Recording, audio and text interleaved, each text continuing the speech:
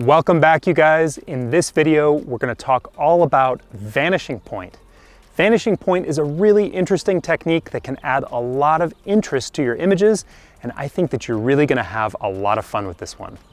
The idea with vanishing point is that you play around with lines that are actually parallel in reality, but which converge together from your camera's perspective as they head out into the distance. Vanishing point is a really clever compositional trick, especially for landscape photography, which is why we are practicing it here in the beautiful countryside outside of Zurich, Switzerland.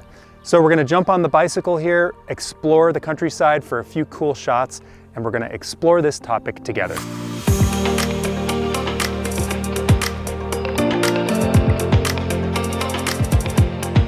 Today we're combining two of my favorite things in the whole world, photography and bike riding. Here we go.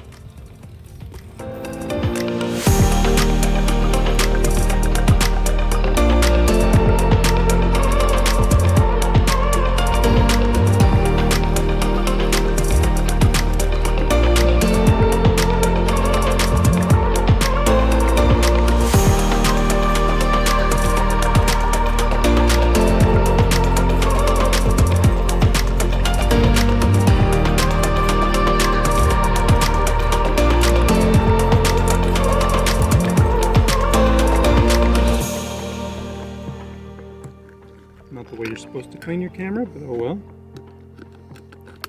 So we just have a spontaneous opportunity here, if I can get my camera ready quick enough. Some people on horseback. What a perfect way to warm up to the whole concept of vanishing point.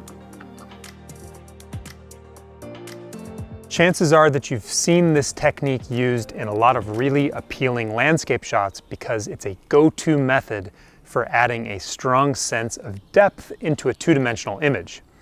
A vanishing point is formed when elements within a scene appear to diminish in size the further they get away from the camera. The theory behind this technique is closely related to linear perspective and how the eye judges distance and how lines and planes seem to narrow and converge as they get further and further away.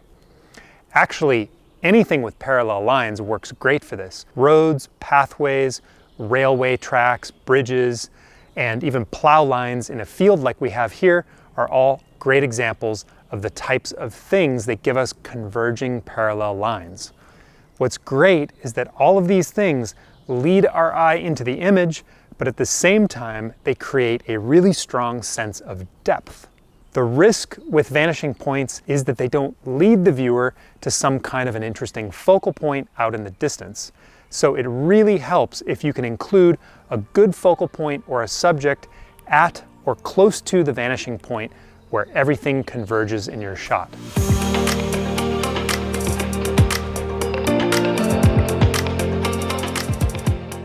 Okay, we had the chance to warm up and take some creative shots. Now we're kind of in the flow and we have found a really cool spot to work with. So behind me here in this field, we've got some nice plow lines. The farmer must have been driving out here this morning and he left a nice track in the field that gives us these two nice parallel sets of lines that converge off in the distance here.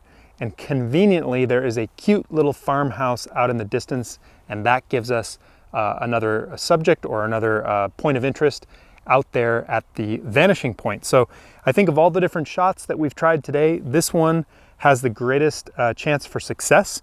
And yeah, let's just talk about the setup here, starting with the equipment. So let me just mention that the lens that I'm using for this shot is my 16-35 ultra wide lens. That's going to give us this really cool wide angle perspective, which is really going to enhance this shot. Okay, attached to the front of my lens, I've got two filters. I've got a polarizing filter that's screwed into my filter holder here. The polarizer is going to help increase the vibrance on our scene and just get a little bit more green out of that grass. And then I've got a graduated neutral density filter, and this is going to help reduce the contrast in the scene. After all, we're taking a landscape photo here, and if the highlights in those clouds are overexposed in my background, well, that's not quite going to work out the way I want it to. So those are the two filters I'm using. Those are attached to the front of my lens. And of course, the whole thing is supported by my tripod. And the tripod is really useful in this case because it's not only stabilizing the camera, but it's allowing me to be very precise with my composition and make little micro adjustments to get the very best vanishing point shot and the very strongest composition. So that's helpful.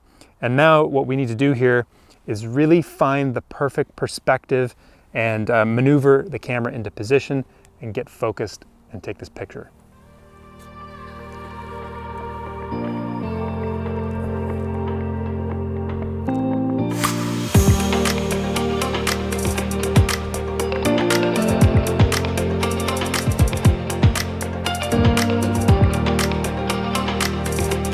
Okay, we are all set up. I love the shot. It took a little bit of finagling to get the camera exactly into the right spot.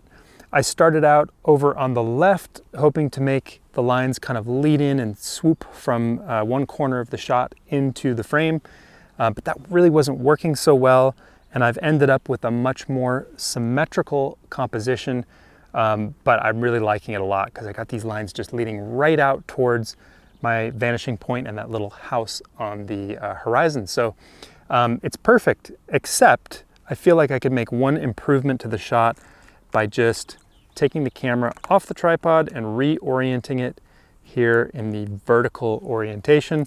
So we'll just do a last little bit of fine tuning and lock the camera down. And we are all set. The last thing I'm going to do here is just switch my camera's drive mode into self-timer so that I can press the button and then get my hands off the camera and I don't have to worry about bumping or touching the camera during the exposure. So anyway, we're all set to go. The only thing left to do here is to take the photo.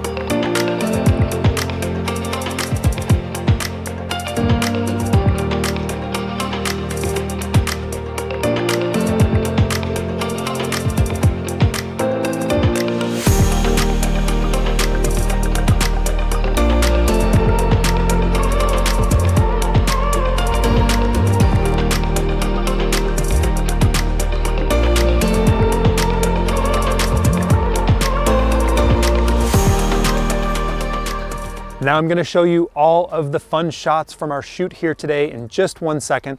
But before I do, let me tell you about the fantastic courses that we run over at viewfindermastery.com. If you want to learn photography in a clear and structured way from professional photography educators, then come and check us out at viewfindermastery.com.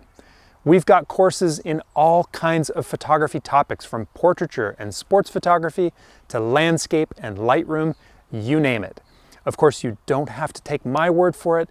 We've got great customer ratings, so just check out our Google and Facebook ratings to hear what others are saying first, and then I would love to see you join us over at viewfindermastery.com. Okay, I hope you enjoy these pictures. I would love to hear from you down in the comments below. Please like and share this video with your photography friends, and don't forget to subscribe to our channel if you haven't already. Enjoy these pictures, and we will see you in the next video.